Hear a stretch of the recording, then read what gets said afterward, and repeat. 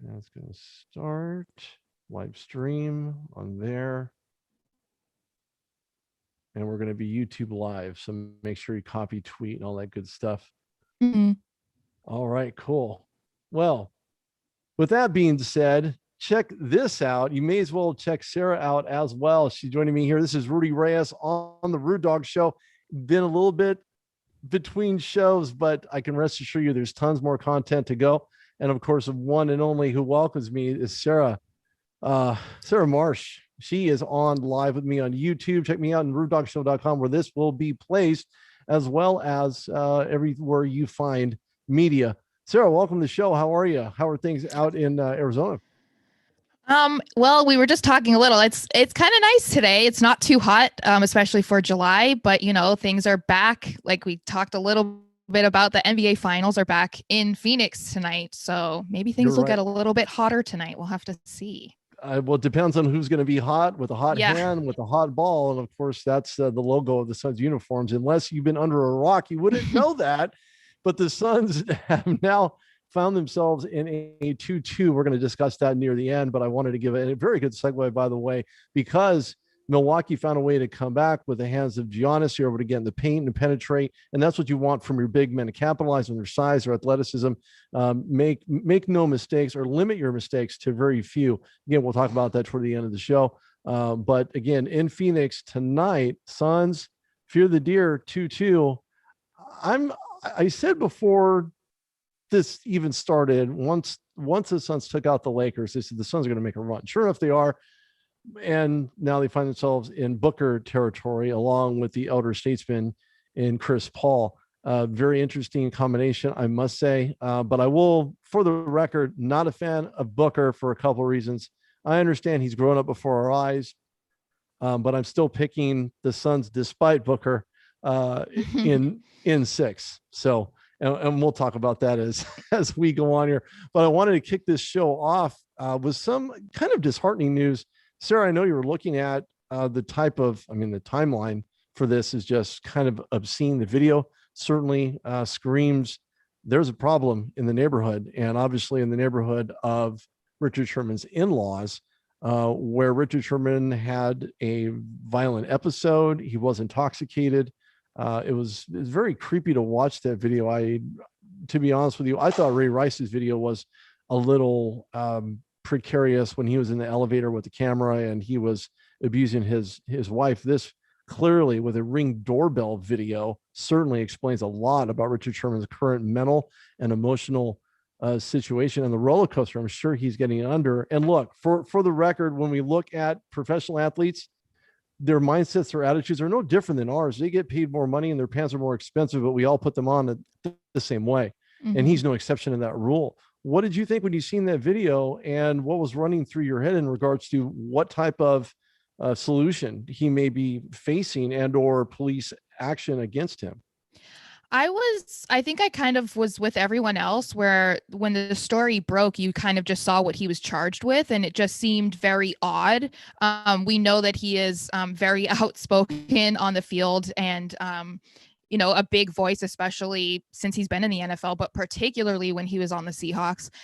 So I was a little surprised. And then once more details came out, it just seemed very out of character for him, because we've never really heard this type of behavior happen with him.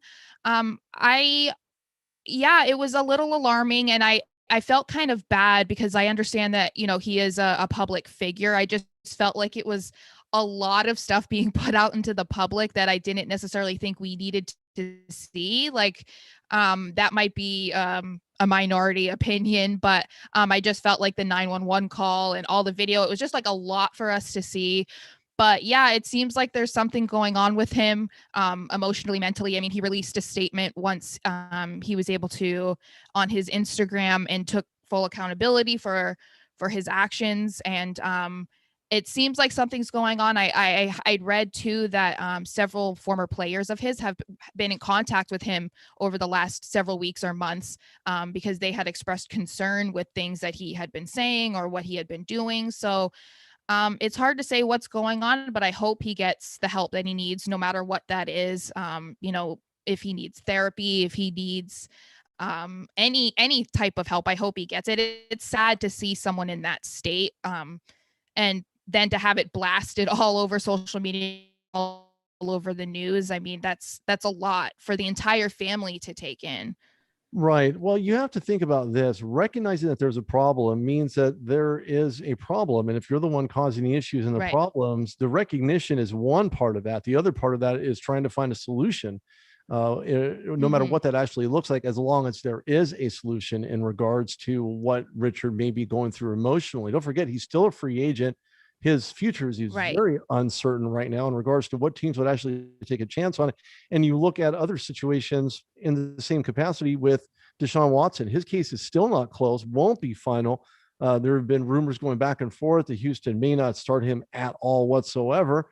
And Mhm. if so, who will they start? They're going to rely on a backup to perform that. Richard Sherman, being a free agent, does not have that luxury of still being paid, still being on the sideline. Yes, he did win a Super Bowl. No doubt about how his athleticism assisted him in getting there, but I've seen him in a recent decline slightly, maybe not as much as other people may know, but you know, his PBUs were down, interceptions were down, a lot of different, things, and that could all also be attributed to what he's dealing with emotionally off the Mhm. field. Again, these are just maybe semantics. I don't know. Could be related, maybe they are, but at the same token, he's getting the help that he needs. And I'm going to quote this, so forgive this long reply, but I'm deeply remorseful for my actions on Tuesday night. I behaved in a manner I'm not proud of. I've been dealing with some personal challenges over the last several months, but that is not an excuse for how I acted. That's full accountability, straight up, Mhm. right off the bat, full accountability. Richard Sherman, my hat's off to you for recognizing that part of it. He goes on to say the importance of mental and emotional health is extremely real, and I vow to get the help I need. I appreciate all people who have reached out and supported me, as you were saying, Sarah. All the former players, I'm sure coaches, assistant coaches, and the like have been reaching out to him to show the support because of the aforementioned statement, recognizing that there is a problem. And of course, he goes on to say, in support of me and my family, including our community here in Seattle. Clearly, that's where he still resides. I'm grateful to have Mhm. such an amazing wife, family, and support system to lean on during this time, Richard Sherman. So he's recognizing it. He's also recognizing at the same exact time that he does need the help, that most people with the same exact challenges that they face every single day in their life, regardless of what they do for a living, certainly run into issues like this. He's not the rule; he's the exception. And the reason why I say he's the exception is because he recognizes that there's a problem. Right. So again, it's not how you start, it's how you finish. And I think he'll finish strong. And I think it's unfortunate that this is how it's happening, but I've noticed the last handful of years where they're trying to, a lot of players, especially in the NBA, are trying to bring more awareness to mental health, especially among athletes and men, because a lot of, I mean, stereotypically men don't really like to share their feelings or show, that they're vulnerable or that they need help, or they don't get the help that they need. And with athletes, they don't either. With their mental health is not talked about, um in professional sports, really. So I like that it's been happening the last couple of years, and the fact that this is happening in the NFL, I think, is a big deal, that maybe it'll bring more awareness to how actually important it is. Mhm. Especially with guys that are getting older, the ones that are leaving. Like, once you're gone, you're kind of just gone. You're forgotten about, and you're not really helped. So with Sherman getting older, his career is getting towards the end. I think that it sucks if I have to be blunt, that this is how it's happening for him, but I hope that it does bring more awareness to just people around the league, to fans, how important it really is. Because, like you said, yeah, they might be rich and they have a fantastic job, but they're human beings. They have emotions, they have things that they go through. And even if we can't relate to them as a normal person with a normal job, they deal with the same things we do. So I hope he gets the help he needs. And like you said, he's on the right track. The fact that he was able to take full accountability, not make up any excuses or try to brush over it. He released a statement very quickly, and it was really well written. So I think Yeah, that's a great step. sure, absolutely. And now let's take everybody back to that exact scene. When I was watching him belligerently hitting that door, there was a meme that was going out there that Seattle Seahawks were looking for the door that blocked out Richard Sherman. Um, I didn't find that very funny. I didn't find that very Yeah. humorous at all. I may be the odd few in regards to why I didn't think that was funny at all, because it clearly just makes fun and pokes fun at someone who is trying to recognize that there's a solution to this. He's not quite sure what that is. Alcohol does not allow you to think clearly. It inebriates your ability to think logically. I think that was in very poor taste. However, he was arraigned on 5 criminal charges, for those that don't know, including reckless endangerment of road workers and malicious mischief. Now, I don't know what that all entails, or what fines or penalties, or maybe a combination of those two. But I think more likely, because of an incident that's clearly isolated. I have never heard of Richard Sherman being in the news for anything other Mm-mm. than this current situation. So he could get a slap on the wrist, pay some fines, some community service, and call it a day. But with all that being said, without making it sound too compact, he now has the ability to recover from that emotionally and get the help that he needs, which is the most important factor above all else. So with that being said, to give kind of people the context of what this looks like, it was him crashing a car into a construction zone on Wednesday night, east of Seattle. He was trying to break into his in-laws house, as a doorbell video certainly indicates. Why it was put out there is kind of unbeknownst to me, but to make him out to be some type of monster, I really don't know. Or to give somebody, this is probably more like a training. This is what not to do. This is a training tool. This is what you should not do. And of course, is Richard Sherman, without a doubt. So perhaps that will be utilized as, this is how you don't want to end up Mm-hmm. being blasted on social media, and you have to be responsible with that as well. And all just comes with being a professional athlete. I think he has like 2.5 million followers or some Yeah. nonsensical number like that. Anyway, so with that being said, and then we could talk this into existence, but the bottom line is that Richard Sherman's getting the help that he needed. Louis Riddick of ESPN went on record stating that he was glad that he was able to recognize there was a problem, to find that solution all inclusive. Lots of people have came out in support of him. His own wife as Mm-hmm. well, saying that she loves her husband and that she's behind him. And I think right now that's really what he needs is love and understanding, to work out whatever issues that are currently ailing him emotionally as well as um, emotionally. So with that being said, to wrap this up, 33 for Richard Sherman. He had 7 seasons with the Seahawks, extremely exceptional cornerback. You could put him basically anywhere on the field. He's going to make a play regardless of that. And of course, it was the 2014 Super Bowl win, as a game-saving play, deflected the pass against the 49ers, which was one of those PBUs we were talking about, pass Mm-hmm. breakup, that most people probably don't know. He played 3 seasons with San Francisco and currently a free agent. So interesting how it started, not so interesting as to how it finished. But I think you're right about that, Sarah, in regards to what the NFLPA is doing, promoting mental health. And I'm sure they'll be in contact with Richard Sherman himself to say, what can we do? How can we help, if they haven't already done so? So with that being said, we're going to move on here. Saints, Onyemata suspended 6 games for PD violations. 6 games. That tells me there could be some repeat offensive PD Mm-hmm. usage within. I'm not quite sure. We always remember Bountygate as a part of the Saints organization. That will always remain that way. But I think more importantly, he was a 5th in sacks, 5 plus at 15 plus quarterback hits at the same time. So this guy's hands were in the trenches. He will not be available for 6 games. And unfortunately, of course, with Ian Rappaport being given the guy's maybe sleeps with his phone. I'm not quite I sure, know, but right? he gets this stuff so fast. I don't know that I could get it that fast, and I'm sleeping while he's probably awake. But he had tested positive for a banned substance, which could be basically anything, and that's as general as you're going to get. But he was such an athletic guy. He was certainly surprised, quote unquote. He was disappointed with the news. He's taking responsibility what he put in his body. Again, another player taking responsibility. Is that a Mm-hmm. lighthearted statement by Onyemata? I don't know. I tend that to be a little subjective, only because we hear this constantly with players who get busted with PED usage, Mm-hmm. stating their case. I'm surprised, and Oh, disappointed. Well, I don't know that to be completely solid. Again, that's very subjective. I usually err on the side of the glass half full versus the glass half empty. What are your thoughts on this suspension? And is this going to hurt the Saints up front in that pass rush that they've been really good at for the last few years? Yeah, I think it's going to affect them a lot, especially they're a team right now, kind of like the Patriots, that are in a very transitional period. I mean, they lost Drew Brees last year.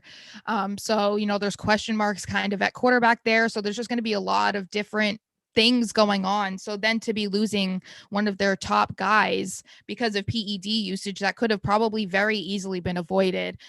It seems like, yeah, it's going to take a big hit on them. And to go back to the PED thing too, I've noticed that it's been happening a lot more over the past few years where they never really tell you, which I mean, it's none of our business really, but what exactly it is that they took. But it seems like it's more that they're working with someone who gives them a supplement, or at least that's what we're told.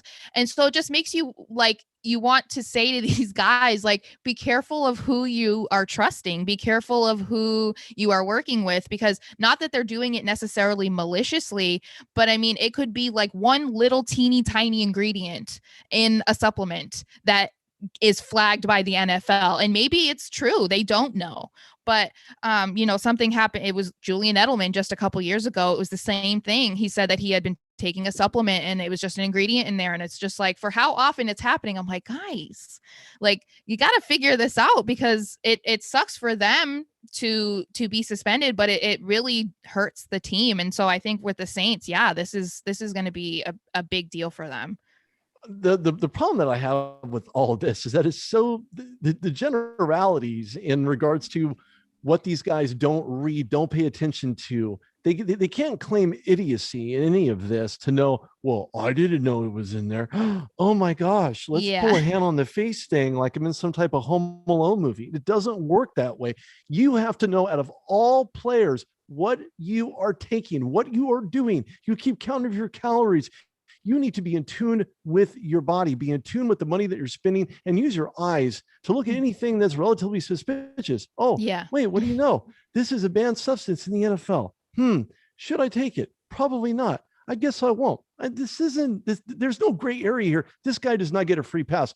That's why this suspension doesn't surprise me whatsoever to see it at 6 games, because clearly players that get drafted from the NFL, right, into the NFL from college, clearly have a degree in something. That means they're educated enough and have self-educated themselves to a point where they can recognize, oh, wait, I shouldn't take this. Guess what? Maybe I shouldn't.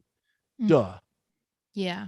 6 games. He's lucky he didn't get 8, to be quite honest with you, because you can only claim ignorance for so long until all of a sudden it becomes obvious to everybody that there's something different about this guy, something different about his play. But again, this is a random drug testing that the NFL does on a regular basis. You don't know when your name's going to be called. You don't know in what capacity. It could be after a game. It could be at any point whatsoever. Don't take it and put it in your body. It's spelled out in black and white. Don't claim ignorance, because this stuff is not going to fly and they're going to get you. The next time, I'm not precluding this and throwing him under the bus, saying he's going to have a next time. Yeah. Don't allow for him to get the second chance, the second opportunity. Perhaps 6 games without being paid, maybe the wake-up call, maybe it won't. Jury's still out on this. I don't like it one bit, and it's bad for the Saints. It's bad for the pass rush. It's bad for consistency on that line, to be quite honest with you. The guy's been really, really deep. Again, as I was saying, Chris Jones is the only guy that's just above him for 6.5 sacks. Chris Jones, 7.5 with 28 quarterback hits, and Onyemata, 16. So, guys, that name is so hard to pronounce. I'm telling you. I know. When I first saw it, I was like, I've heard this. Once I said it right, I was like, no, I've heard this name. Yes. And so I'm like, yeah, that sounds right, I think. Yeah, I'm kind of, maybe they should give some type of phonetic spelling on it. I don't know. But anyway, he's 20 years old. He's started 30 games the past 2 years. So again, he's a valid commodity on that Saints defensive line. Won't have him for 6 games at least. 16 sacks, 167 tackles. He's got great hand skill, hand-eye coordination. He's a trenches player. I mean, the game's won in the trenches. You know that.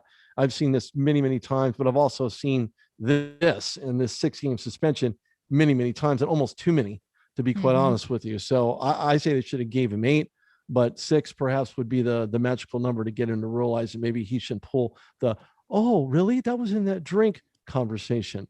Someone passed it to him at some type of outing at a dinner or something. Now you're going to see Sheldon Rankins, who's now in New York, not be a part of that Saints defensive line. And they're going to go with Stalwart. Okay. Anyway, bad for the Saints. Yeah, the Saints are going to be a big question mark this season. I think, they were a favorite for the NFC South last year to compete with the Bucks.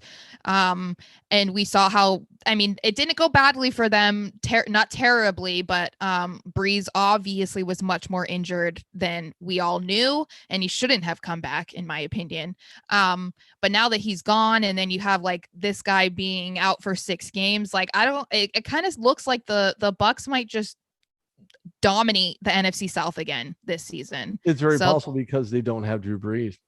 Yeah, and the Bucks have basically the exact same team that they had in the Super Bowl. They signed every single one of them. So, they're a favorite, I think, even more now, especially over the Saints. Yeah, well, the Bucks had time to really get things together. They didn't look so hot with unnecessary throws, with penetration up the middle. Once you get to Tom Brady, it's all about penetration. The guy is not going to be athletic enough to get out of the pocket and make something happen down the field. He's got to have a clean pocket, and that's something that they thrived in New England with him as their starting QB. So they had to work that out. They really did.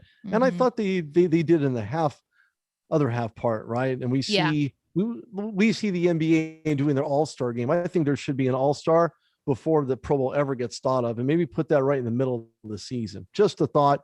Other things the NFL have been taken from the NBA as well. That's worked out for the NFL. Imagine that. Real shocker there. Speaking of hard lessons to learn, extra scrutiny for Hard Knocks for the Dallas Cowboys, leaving Frisco to head to Oxnard, California's training camps around the country, including my beloved Pittsburgh Steelers, who've seen their own travesty go down with Ben Roethlisberger throwing unnecessary, untimely interceptions. Of course, no interception is untimely, but Ben was just doing so well and decided to flail like a fish out of water. But I'm sure, hopefully, cross fingers and toes and every other thing humanly known to mankind will get them back in contention in the AFC North. But we look at the Cowboys, and it was kind of odd to me when I heard them being on Hard Knocks. I thought to myself, well, how much money do they have to pay HBO? Because they were so horrible last year, almost painful to watch. Dak Prescott, went down, and I watched the ankle. I was just, oh my gosh, it was just absolutely obliterated my mindset. After that, you start Andy Dalton. Okay. Yeah. Well, and now he's the starter for the Bears. At least that's what they're saying. I'm like, what did you see last season in the Cowboys that makes you think he would be better than a rookie Justin Fields? Well, we don't know what Matt Nagy's thinking about now, but I think more importantly, you're going to see Justin Fields in there a lot sooner than anything else. Of course, they want to say Andy Dalton's quarterback number 1. They are fickle fiends in Chicago when it comes to who their starting quarterback is going to be. They've been doing that since the beginning of time. When I interviewed Coach Mike Ditka, the '85 Bears, he stuck with his gut. He went through. He had the stingy Bears defense. With Refrigerator Perry taking the end zone. It was just something that you had a quarterback. I can't say Jim McMahon was the best quarterback for that role, but he was good enough at the time, good enough behind that offensive line, and he made something out of basically nothing. Whereas Andy Dalton had a lot of time, but that offensive line was getting hurt. They were shifting players. But Hard Knocks now shifting gears from where they were last year to where they're at right now. They were 6-10 last year. They were giving up tons of points, 473 previous high from 37 in 2010. So there's some changing of the guards going on right now. Dan Quinn's now in charge of that defense. I don't know why they changed over to Dan Quinn. I've never really been a huge fan of Dan Quinn's defensive play calling, things of that nature. But at the same token, things change, attitudes, personalities, the kind of shift that happens within NFL organizations, especially after a very disappointing year last year. Steelers did the very same thing. New England learned their issues with Keneal, bust draft. What can Bill Belichick learn from that? a lot. Every coach will hire a bust at some point. Bill Cowher had a bunch of them. I'll be honest with you, and he finally won his in Super Bowl 40 to call it a day. But the Cowboys on Hard Knocks, which is very surprising to me. But I think more importantly, look at Mike McCarthy in his second season as a Cowboys head coach. He's got a lot of guys in the bubble. There's been fantastic draft picks. Most, I'd say 90%, watching the NFL draft. I was actually going to attend that, but beyond those circumstances that were out of my control, I could not attend. However, they picked up some really fantastic guys in free agency: Carlos Watkins, Brett Urban, Osa Odighizuwa, and there's another name that just twists my tongue, and then Quinton Bohanna. So those guys are on the bubble, but they're veterans, so they've been schooled enough. Do you think at some point that the Dallas Cowboys will find their way out of this 6-10 darkness and maybe back into glory days of what they did look like prior to the 1995 season? I think so. I think that Mike McCarthy can be a good coach. I think he gets a bad rap for, how it ended basically in Green Bay. And I think last year they were dealt a terrible card. I mean, Dak got hurt after 5 games. Zeke wasn't playing the same. And then all of the injuries. And then your only backup basically is Andy Dalton. I mean, it would be very difficult for really any team under those circumstances to be successful. But the NFC East is basically wide open. Like, if we want to look back, the Washington football team won the division at 7-9. So they weren't that far behind them, and they haven't upgraded completely either. They have Ryan Fitzpatrick right now as their quarterback. So who hasn't had Ryan Fitzpatrick? Oh, yeah, wait. Right. Thankfully, the Patriots, even though a lot of Patriots fans wanted him this offseason, I was one of those that was like, no, thank you. I don't want to be added to the list of like 30 teams he's been on. But it's tragic. Yeah. And the Cowboys split the games in the division with the Giants and the Eagles. The Giants are kind of the same that they were last year. The Eagles are, we're not sure about Jalen Hurts. Who knows what we're going to get. So I think that the division's a lot easier for them to win this season if they can maintain a healthy Dak, a motivated Dak. If we can get Zeke back to what he's been known for the last few years, I think they could be really successful. And this is the year that I think it could happen. I don't see the NFC East really being that super competitive. I think it's going to be similar to last year, but I guess maybe the Cowboys, I think they have the upper hand here. Well, we'll see. I have to go back, and I hate to go backwards, but the NFC least was by far the least favorite division within the NFL.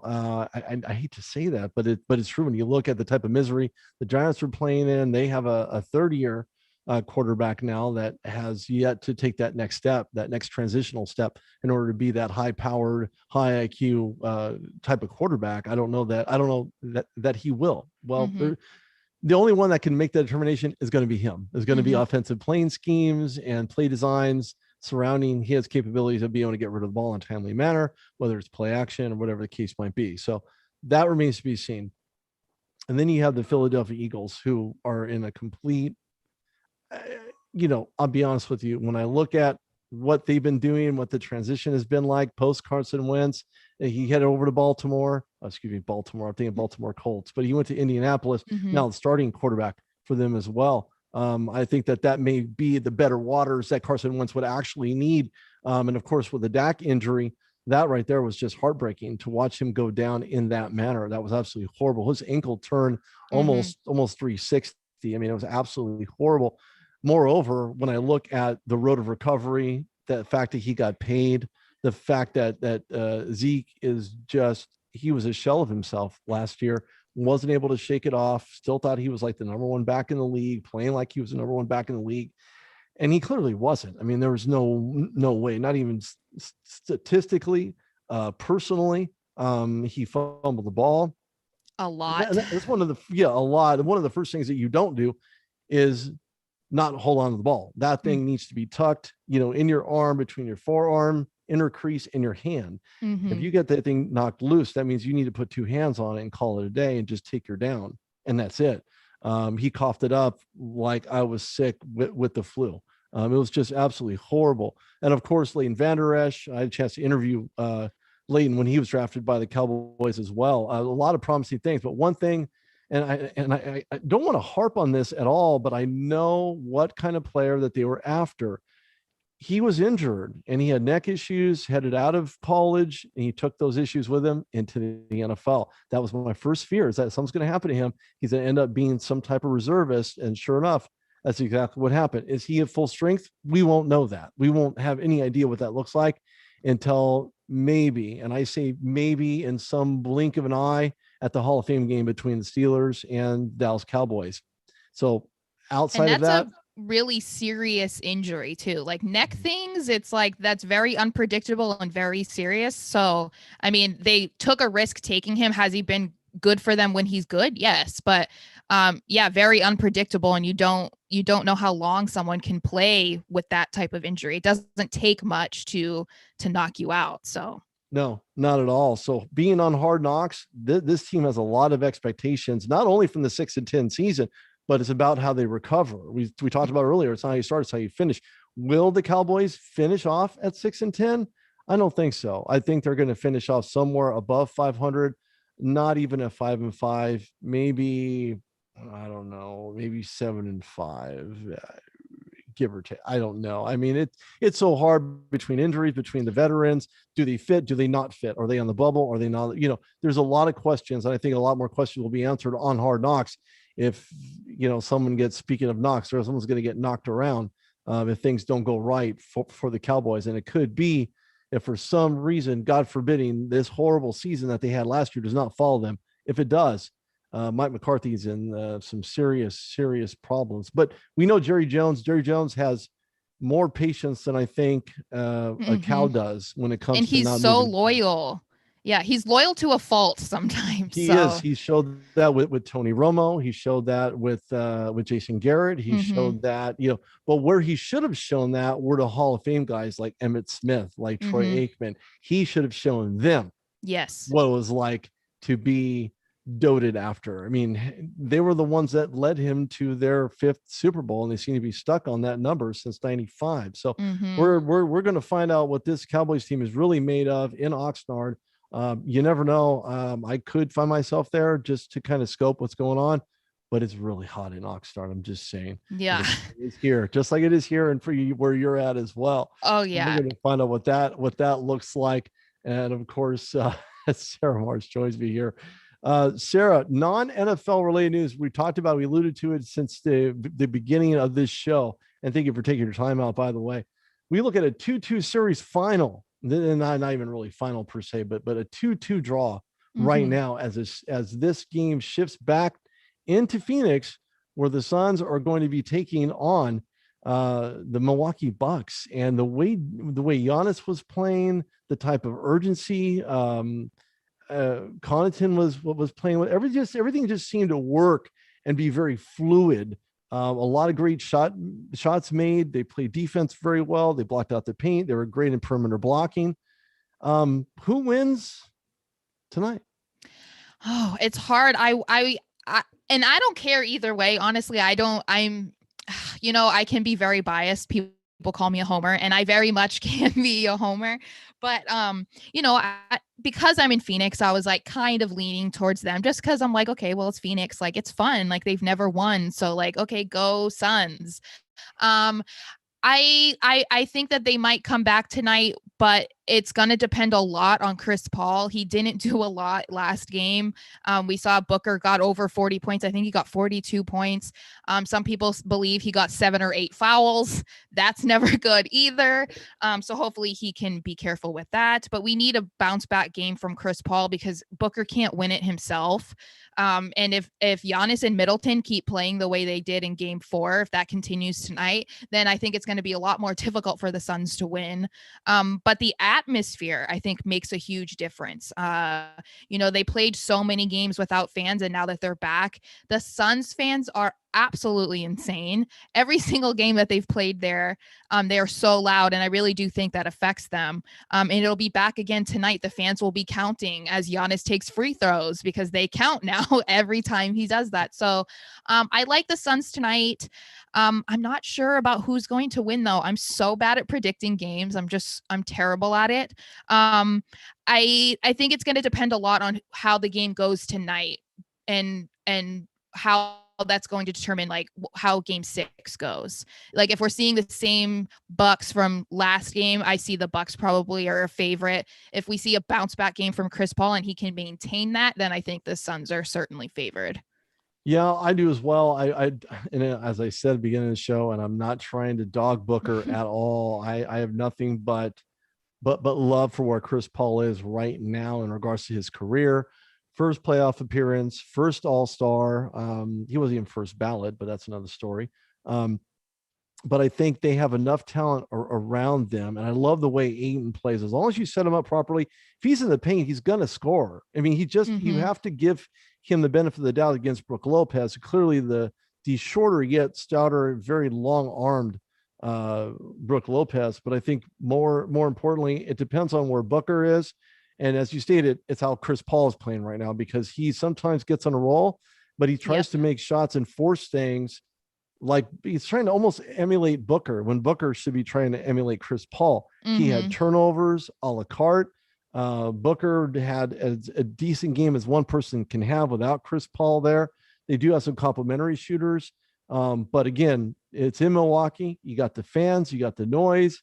You have everybody playing so well. Chris Middleton has been so consistent when it comes to game time type of play, meaning that within the last 3 minutes of the game, he will make something, whether it's a solid assist, he'll make an attempt at the free throw line. He finds a way to get the ball in. The problem is that the Bucks as a whole collectively has not been very good on the road, and they haven't been very good in Phoenix, as we've seen the Suns lead the series initially at 2-0, just to take that back to Milwaukee to be tied up now at 2-2. Right. I don't know this is going to be like a blowout kind of game tonight between the Suns and Bucks, but I do like the Suns in this one. And as you stated, and I completely agree with you, as long as Chris Paul shows up, plays his game, and allows the other, the difference when you're on the floor, if you're going to be that willing passer or the willing shooter. And I think Chris Paul needs to learn what that actually looks like in his first finals appearance ever. Right. Do I want the Suns to win? I'd rather see the Lakers win. I'm a Lakers fan, but I do like the Suns. I picked the Suns tonight to win, but it's not going to be a blowout game. You're probably looking at maybe a 6 to 9 point differential. Nothing major. This isn't really a blowout, right? If we're talking a blowout, 19 points, or give me 23, whatever the case might be, it's not going to be a blowout game. And so the Suns will take it. Yeah, I see that happening, they've been very back and forth, as we saw. They had great games in Phoenix, and then the second they get in Milwaukee, it's like, what happened? Especially game 3, it was like, what is happening? Like, where are the Suns? Like, what? We just saw amazing games in Phoenix, and where are you? So I wouldn't be surprised if this does go to a game 7. I know a lot of people believe the Suns especially will win in 6. I wouldn't be surprised based off of what we've seen so far if it does go to a game 7, and the Bucks are certainly not going to want that, because based off of how they've been playing in Phoenix, they're not going to want game 7 to be in Phoenix. So that'll be interesting. And what I think is funny too is when we finally found out who was going to the finals, so many people were pessimistic about how this finals would be. They didn't think that these 2 small market teams were going to be able to actually be entertaining. And I think we've gotten a lot more than we bargained for. I was excited just because I watched the playoffs. But I think they've done really well at being entertaining and sucking people into actually watching. Like, people who don't even care about either team are glued to their television. And I see every night during these games, tweet after tweet after tweet, talking about how great the playoffs have been this year. So that's been really exciting. Yeah, very, very much so. 2 teams. Milwaukee has been there since 71, and Phoenix has never been there. They've been close with Barkley, but never in a final series. And of course, a lot of firsts for everybody. Booker. I got to give a shout out to Cameron Johnson, because Cameron Johnson at a UNC, is a guy who's growing up right before our eyes. I only wish that that Devin Booker was able to pick up a quarter of what Cam Johnson's how can I explain this? His swag, I guess, or his playmanship, I suppose, would be a better way to state that, because Booker needs to become more mature. And I think that Cam Johnson has the edge on him. He's made some plays that were very vital. He slipped once last game, but very small markets. You're absolutely right. Both of these teams have been in small markets. They're going to stay in their small markets. But I'll tell you this much: their small market is equivalated to now one huge market. And you can pull for either one. I don't think anybody's going to blame you for pulling for either one of these teams, to be honest with you. There's a lot of first for Giannis, first for Middleton, first for Budenholzer. It's just there's a lot of first. So this is probably the most entertaining that I found, outside of obviously the Lakers in the bubble against the Heat last season, taking them to the hole, and LeBron winning another chip, along with AD winning another chip. A lot of firsts for a lot of players, because he rallied to get them on, because of the leadership that LeBron James has shown, not only to the organization but to his fellow players as well. Sara, tell everybody where they can find you, how they can invite you onto their podcast, as you've been an absolute delight. Thank you so much for taking your time out. Thank you for having me on. I'm excited because, like I told you, I haven't been doing this for a while. It's been a while. So right now I'm super active on Twitter, which is my screen name is SmarshXO. That's SMarshXO.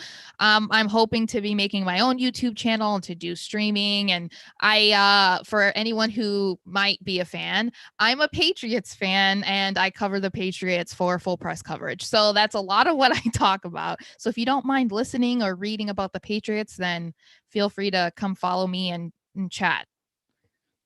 Well, it sounds good. Thank you so much, Sara. I really appreciate it. I appreciate your time. And go through follow at SMARSHXO on Twitter. With that being said, this is Rudy Reyes on the Rude Dog Show. Sara, thanks again. This will be posted on the rudedogshow.com. It's on YouTube Live, and we're about to end it. Thank you so much for tuning in, and have a great evening.